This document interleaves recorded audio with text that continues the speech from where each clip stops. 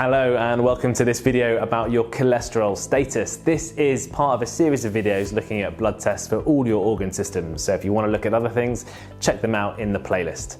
As always, if you have had a blood test and your results are way out of line, go see your doctor. But if you're just here to learn a bit more and feel a bit more empowered about your health, stay tuned as we talk about the cholesterol status.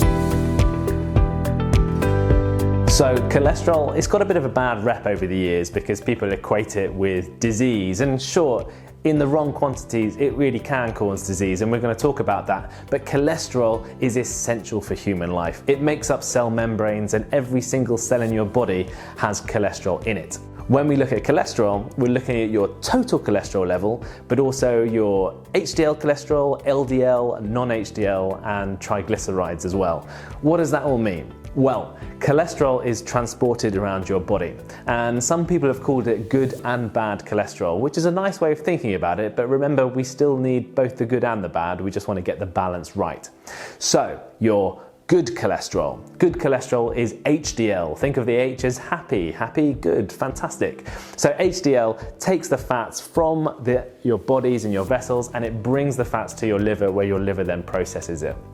Your LDL and non-HDL cholesterol, those are your bad cholesterols, they take the fats from your liver and move them and dump them in your blood vessels and things like that. Now, as I said, you need cholesterol, both the good and the bad, to keep this regulation going. But if you have too little HDL cholesterol or too much LDL non-HDL, then the balance goes a bit wrong, which means that you start depositing fats in your blood vessels, and over time that blocks the blood vessels, which leads to heart attacks and all kinds of other nasty things. When you get your blood test back, you can see your total cholesterol level. Now, this is of limited use without actually seeing what the breakdown is, because sometimes your total level might be high, but it might be made up of really good stuff. Equally, it might be made up of really bad stuff. So we do need to see what that breakdown is.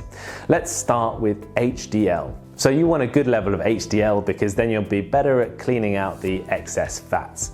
Now, if your HDL levels are low, you can look to boost them primarily through diet. So oily fish is fantastic, your sardines, your mackerels. If you don't like that, or you're vegan, vegetarian, you can look at things like flaxseed or algae or omega-3 supplements. Now you have your unhealthy cholesterol, so your LDL and non-HDL. So these are the ones which are taking fats to your blood vessels and dumping them there. And if their levels go too high, that means their cardiovascular risk goes up because they're at greater risk of things like heart attacks. So how can you get your bad cholesterol levels down? Well, you can do it through diet and you can do it through exercise. So cardiovascular exercise, going for a run or a jog or a cycle, or even just a nice brisk walk, doing about 150 minutes of that each week slowly starts to bring these levels down.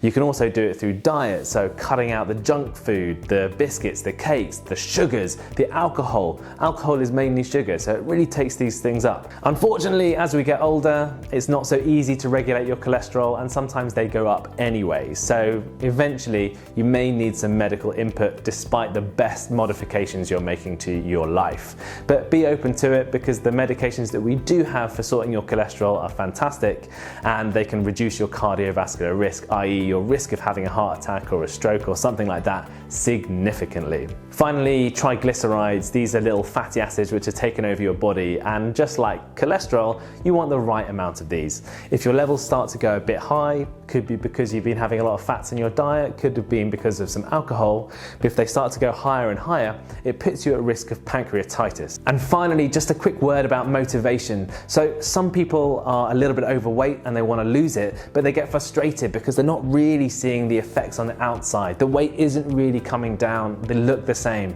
but on the inside, those massive changes are happening, and it can take as little as 3 months for you to see massive improvements in your cholesterol levels and your sugar levels. So don't be disheartened if you're not seeing the changes on the outside, because they're definitely happening on the inside, and the outside follows in due course. And that's a great way to stay motivated, keep healthy, and keep those lifestyle modifications going.